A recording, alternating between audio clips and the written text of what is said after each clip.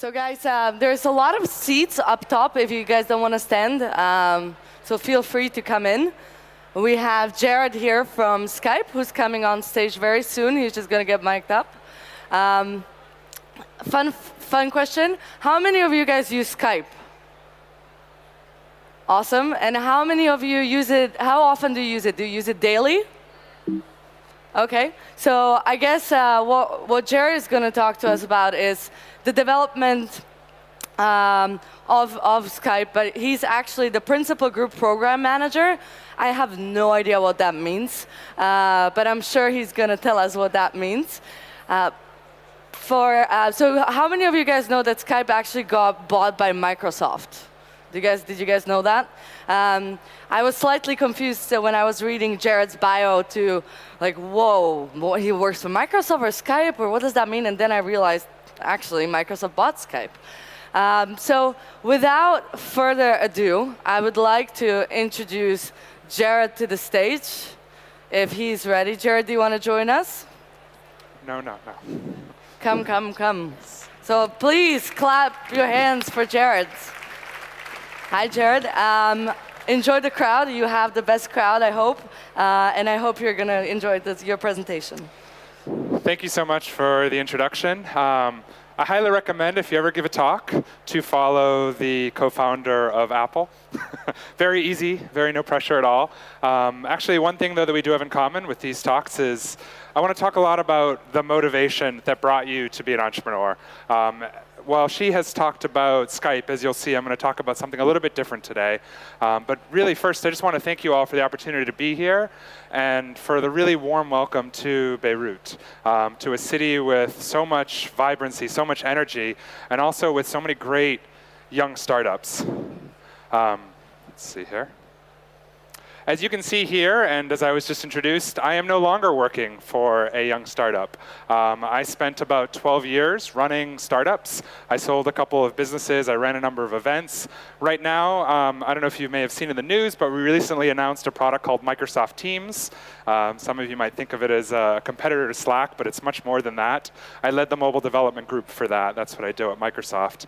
But what I want to talk to you about today is more of the entrepreneurial journey.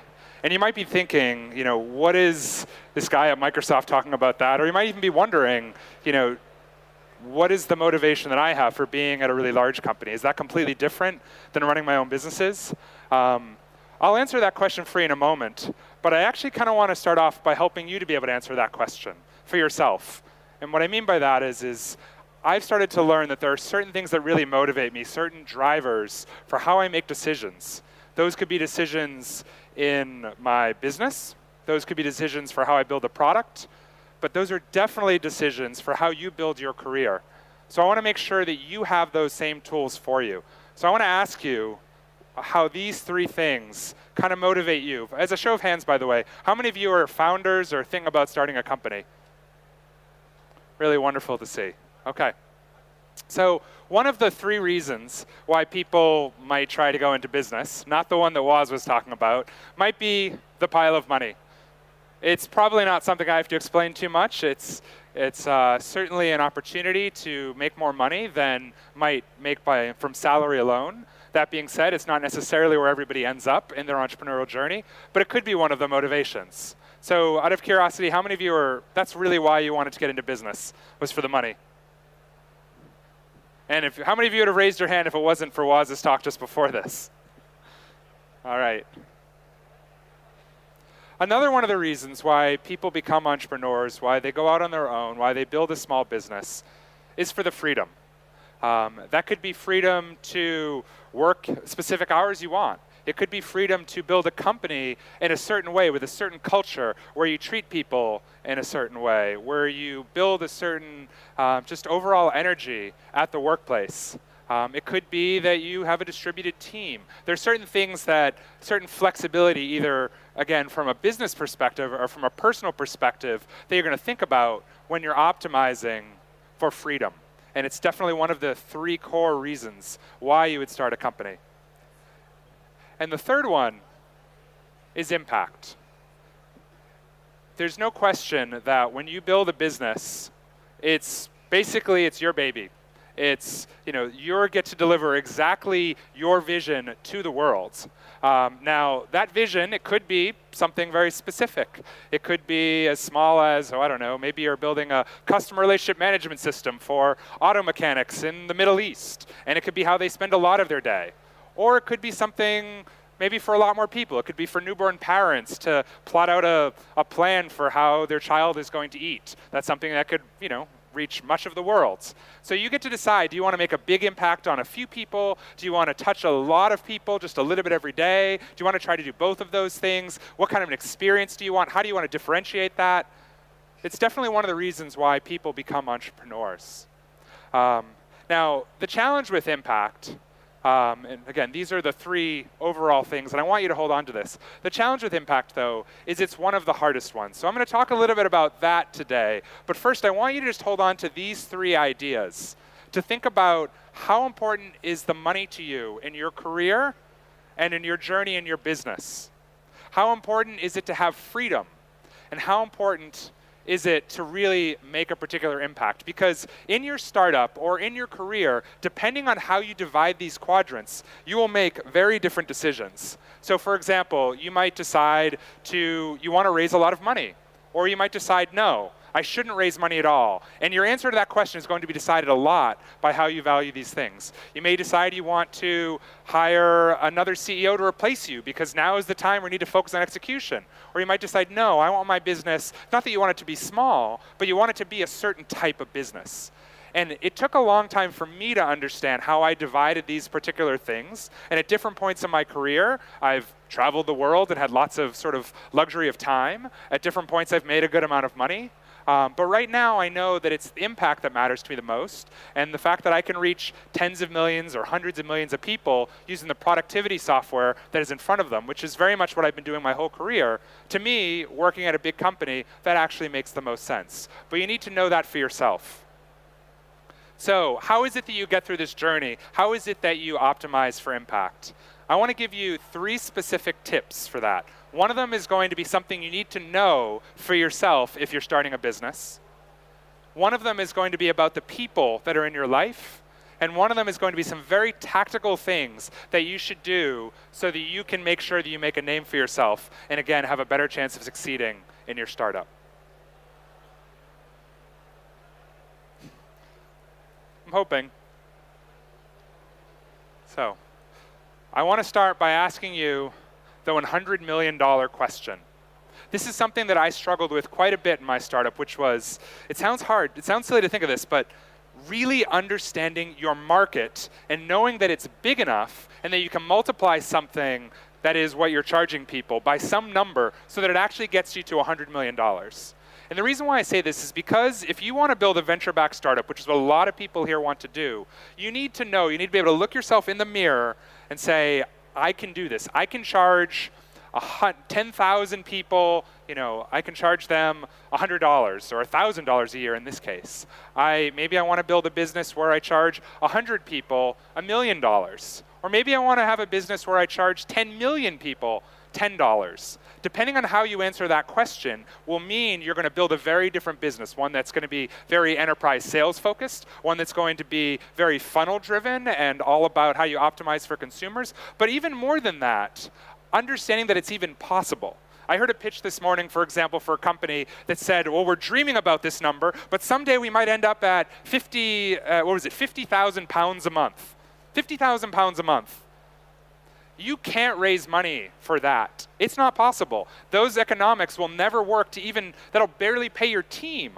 So even though that sounds great, that might even be a fantastic business, but it's not a venture-backed business. And you need to figure out how the economics work, because for better or worse, if the economics don't work, you don't have a business as much as you're passionate about that. So you need to know and look yourself straight in the mirror and be able to say, this is something where I could make tens, hundreds of thousands of dollars per month, and I can see that in the next 12 months. Because if you don't, or if you don't have a very clear path toward it, it doesn't matter how much money you raise. You will never crack the $1 million a year business, and certainly won't get to that really venture capital amount of $100 million. So you need to answer that question for yourself.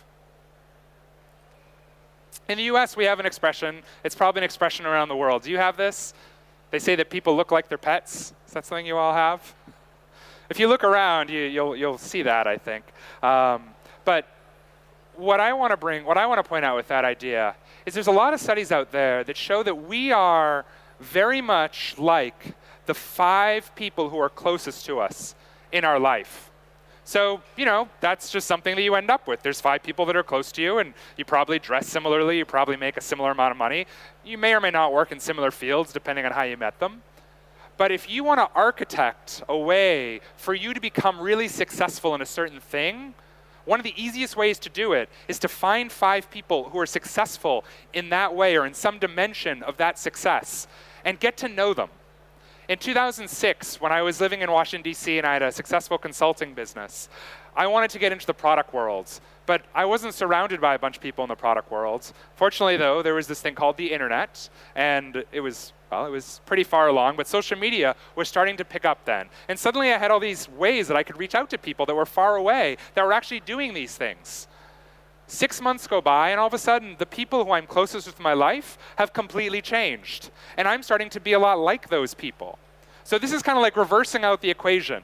Yes, there's all kinds of strategies and tactics for being successful. But honestly, if you surround yourself with 5 people who are kind of like where you want to be, then they will pull you up. And they'll also be a support network for you when you deal with those inevitable challenges and dark days. Because I want to tell you, it is not an easy journey to start a business. It is not an easy journey to make payroll every month.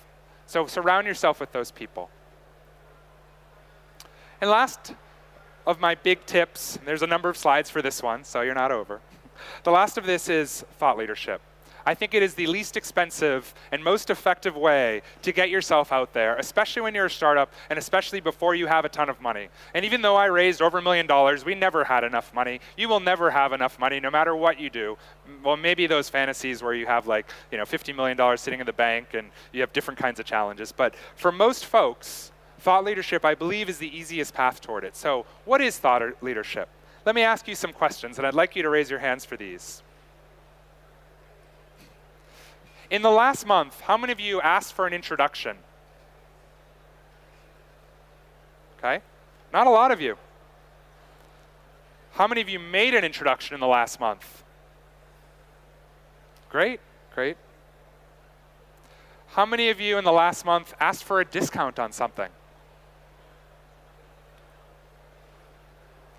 And how many of you made a referral to somebody for their product or their business? Great. One more of these. What about in the last month have you asked a journalist or shown a journalist something that they should write about? I see you've done it twice. That's great. Got some passion here. What about sent them a lead for somebody else's product and you don't work in PR? Okay. So I actually don't care which side of these 2 things you're on. You need to do some of these things. It would be better, though, if you give. It's not just about you. It is about being part of a community. That is what's so wonderful. That's why I love to come here to Lebanon and to other places that are not Silicon Valley, which is where I live and where there's all this stuff going on all the time. I like coming to places like this, and I miss when I lived in Washington, D.C., because there it actually was a smaller community where you know everybody and you're able to help everybody because you know them all. Not to say that San Francisco isn't a great community, but it's so big. And here, you guys are seeing similar faces, most likely. It's at least a smaller community, and I know you guys are all very tight-knit. So think about how you can put other people out there. And what's also great about the journalists here is they're often looking for stories that are local success stories, as opposed to just covering what Google or Microsoft did. So I would consider hosting a panel, organizing a dinner party. I like speaking, but my favorite thing to do is to be a moderator, is to be someone who makes other people look good and to focus on getting value out of them as opposed to trying to have them to come up with something that may or may not be useful to my audience. So those are some of the things you can do that are really easy, that are free, fundamentally, to get yourself in front of folks and position you as a leader. Some other things that you can do. Let's make sure here. You can stay in touch with those folks once you meet them. There's plenty of companies here actually that are building customer relationship management and contact tools, so you now can have the tools to do that. But I highly recommend that once you meet people, once you get this business card from this event here, that you stay in touch and that you try to make it about them. The easiest thing to do is to send them links or ask for advice. one of the best bits of advice I actually got from Dave McClure, 9 years ago or so, before he funded my first company, he's at 500 Startups now, started it, was he said to me, Jared, if you ask for advice and they give it to you, they're going to want to keep giving you advice because they're now invested in you. So it's this amazing thing where you actually can keep going from it. I love being a mentor, and I don't like being a mentor for 500 people at once. I like getting to know one company and getting to talk to them on a monthly basis and really getting to see how they grow and evolve and understanding the context of their situation. And a lot of folks really enjoy that. So consider doing that. It's a great way for mutual, great feelings. And also, just in general, in terms of the frequency by which you should do it, I swear I planned all these things. Just 3 to 6 months or so, coffee, lunch, beer, do Skype, whatever it happens to be. I highly recommend if you can at least have video if you're going to be in touch with them. But it's really just a matter of making sure that there is frequency in there in terms of when you're keeping in touch. So to summarize those 3 tips, what thought leadership is it's just about existing a little bit more. It's not about being the smartest person in that field, because like Woz just said on the stage there, everybody has ideas in their head. And the person who has the smartest ideas in their head doesn't matter. They can be in the heart of Silicon Valley and it doesn't matter. The person who gets out there and starts to exist, putting themselves forward first with questions and with getting to know people and being involved in the community and with giving, and then ultimately with a product. Because I always found that I could be an expert in some technology 12 months before I could ship that product, because it takes a long time to ship that product. It doesn't take that much time to develop that expertise and to put yourself out there. So give that a shot. In summary, for those 3 things, in what market and in what way will you reach $100 million? Ask yourself that. You need to know that before you get out there and pound the pavement. Figure out really who those 5 people are. And make sure that you exist in the minds of the people before you need them. And make it more of an ecosystem, a community, than a transaction. And I wouldn't be doing a service to you all if I didn't leave you with one more tip. And that is, the easiest possible thing you can do is to click the right button on a slide and just read. How many of you have read The Hard Thing About Hard Things? Anybody? Best startup book, probably, well, maybe not the most tactical startup book ever, but if you're going through that journey, there is no better company to keep it with than Ben Horowitz. He's of Andreessen Horowitz, also of Netscape and many other great things. Amazing story that talks about the psychology of being an entrepreneur while also the tactics of it. Chris Voss's new book, all about negotiation, will help you with both designing software and with all of the inevitable negotiations that you'll be through. And again, just wanted to leave you with some concepts. If you don't understand cohorts, that's the first data concept you really want to pick up. But I won't spend too much time on this. I just want to make sure that you all kind of walk off from this conference with some thoughts about what are the things that are most important to you in terms of motivation, in terms of, is it the impact, is it the money, or is it the freedom? And all of those things are valid, and they'll be in some concentration. And then I hope you can use some of these tips to get out there, to be more involved, and to understand what is the market you're going to go after, where you make a really big impact. That would mean so much to me if you all can build some fantastic companies together. Thank you so much for your time.